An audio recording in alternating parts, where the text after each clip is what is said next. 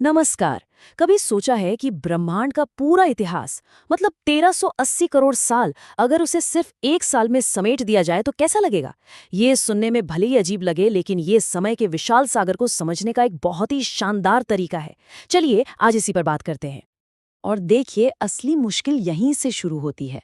इतने लंबे समय को, जिसे वैज्ञानिक डीप टाइम कहते हैं, हमारा दिमाग उसे ठीक से समझ ही नहीं पाता। ये हमारी जिंदगी या यहाँ तक कि पूरी इंसानी सभ्यता की उम्र से भी इतना इतना ज्यादा है कि इसे महसूस करना लगभग नामुमकिन सा लगता है। जब हम ये नंबर देखते हैं, 13 अरब, 77 करोड़, 87 लाख साल, तो ये बस कुछ अंक ही लगते हैं, है ना? ये इतना बड़ा है कि इसका असली मतलब, इसका वजन हमारी समझ से बाहर हो जाता है। तो इस बहुत बड़ी समस्या का एक बहुत ही सरल और कहना चाहिए कि शानदार हल निकाला गया। और इस आइडिया को दुनिया भर में मशहूर करने का श्रेय जाता है महान खगोल शास्त्री कार्ल सेगन को। तो ये कॉस्मिक कैलेंडर है क्या? सीधी सी बात है, ब्रह्मांड के पूरे इतिहास को एक कैलेंडर साल में फिट कर दिया गया है। मतलब बिग बैंग हुआ 1 जनवरी की आधी रात को, और आज का ये पल, ये 31 दिसंबर की आधी रात का बिल्कुल आखिरी सेकंड है। और यहीं पर इसका जो स्केल है वो सच में दिमाग घुमा देता है। इस कैलेंडर का सिर्फ एक दिन असल में लगभग 3 करोड़ 78 लाख साल के बराबर है।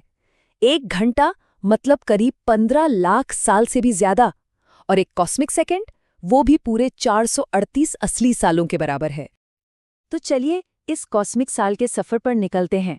और हाँ, थोड़ा सब्र रखना होगा, क्योंकि इसकी शुरुआत बहुत ही धीमी, लंबी और सच कहें तो काफी हद तक खाली है।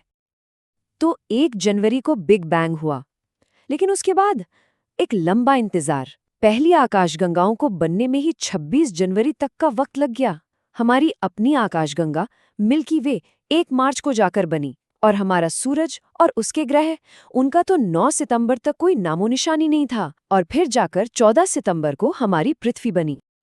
जरा इस बात पर रुक कर सोचिए, साल के पहले 8 महीने गुजर चुके हैं और हमारी पृथ्वी का कोई अस्तित्व ही नहीं है। अरबों सालों तक ब्रह्मांड में बस तारे और आकाश गंगाएं ही थीं, और कुछ नहीं। लेकिन फिर दिसंबर का महीना आता है और कहानी पूरी तरह पलट जाती है। घटनाओं की रफ्तार अचानक बहुत तेज हो जाती है, क्योंकि अब इस स्टेज पर जिंदगी की एंट्री होती है। वैसे तो जिंदगी की पहली बहुत ही हल्की सी झलक 21 सितंबर को ही दिख गई थी, लेकिन असली एक्शन दिसंबर में शुरू होता है। 5 दिसंबर को पहला मल्टी सेल्यूलर जीवन, 14 तारीख को कीड़े मकोड़ों के पूर्वज, 17 को मछलियां, और फिर 25 दिसंबर को यानी क्रिसमस के दिन डायनासोर्स आते हैं। वो 30 दिसंबर तक राज करते हैं और फिर खत्म हो जाते हैं, और उसी दिन हमारे पूर्वज यानी प्राइमेट्स आते हैं। अब कहानी को और करीब से देखते हैं। चलिए जूम इन करते हैं कॉस्मिक साल के बिल्कुल आखिरी दिन पर, आखिरी 24 घंटों पर, जहां से इंसानों की कहानी शुरू होती है।